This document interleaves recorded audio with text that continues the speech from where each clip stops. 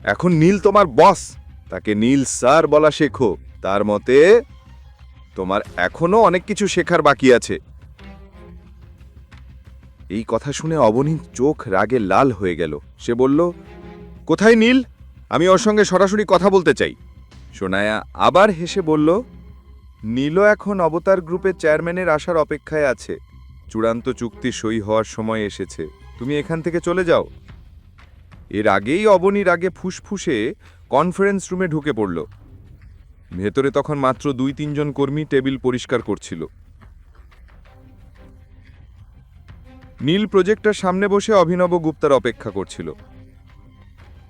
অবনী তাকে সামনে দেখেই রাগে কাঁপতে লাগল। নীল, তুমি আমার দায়িত্ব বদলে দিয়েছ, আমার কেবিন থেকে জিনিসপত্র ফেলে দিয়েছ। নীল ঠান্ডা গলায় বলল, হ্যাঁ, এখন আমি তোমার বস, আমি যা চাইব তাই হবে। আমি আমার কেবিন ছেড়ে কোথাও যাচ্ছি না। আমি তোমার আগে থেকেই এই কোম্পানিতে কাজ করছি। আমি তোমার আন্ডারে কখনো কাজ করব না। কথা বলতে বলতে হঠাৎ অবনীর চোখ পড়ল টেবিলের কোণে রাখা একটা ডিজাইনের দিকে। ওই ডিজাইনটা দেখেই অবনীর পা যেন স্থির হয়ে গেল। কিন্তু তার আগেই যখন সে টেবিলের দিকে আগতে যাচ্ছিল, নীল তার সামনে এসে দাঁড়িয়ে পড়ল। এখান থেকে বেরিয়ে যাও, সামনে থেকে সরে দাঁড়াও। এই কথা বলেই অবনীর রাগে নীলকে ধাক্কা দিয়ে দিল। নীল সঙ্গে সঙ্গেই টেবিলের অপর পাশে গিয়ে পড়ল।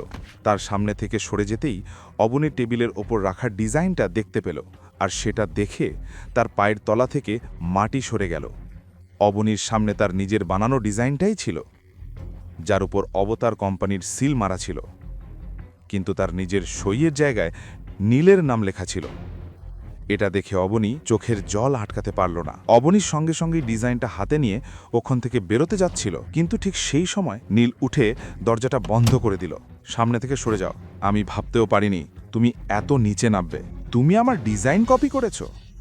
তোমার সাহস কি করে হলো? আমি এখনই দাদিশার কাছে যাচ্ছি। কোনো লাভ নেই, নীল বলল ঠান্ডা গলায়।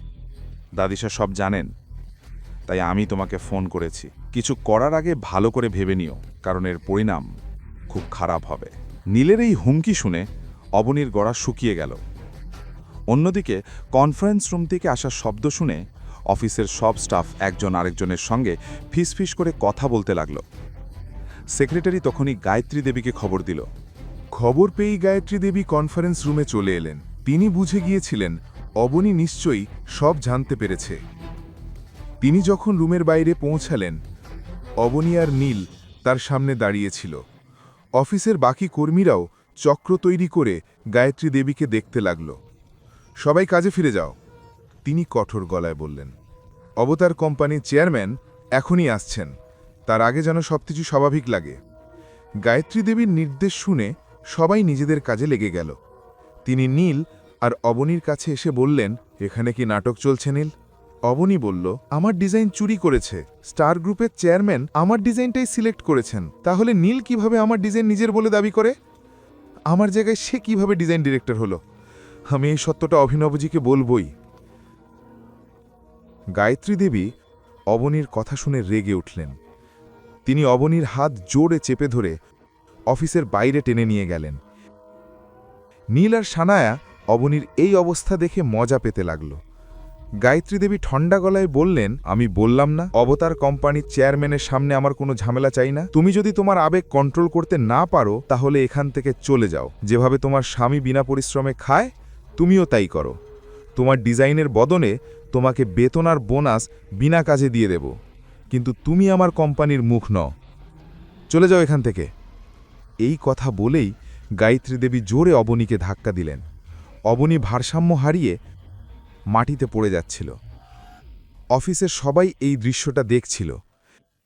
নীল আর সানায়া এমন হাসছিল যেন লটারিতে জিতেছে। কিন্তু অবনী মাটিতে পড়ার আগেই গৌতম তাকে ধরে ফেলে এবং রাগে গায়ত্রী দেবীর দিকে তীক্ষ্ণ দৃষ্টিতে তাকায়। পরের কাহিনী জানতে দেখতে থাকুন পরবর্তী এপিসোডগুলো শুধুমাত্র পকেট এফএম ইউটিউব চ্যানেলে। আর রয়্যাল ওয়ারিশের সব এপিসোড শুনতে এখনই ডাউনলোড করুন পকেট এফএম অ্যাপ, লিংক দেওয়া আছে ডিসক্রিপশনে।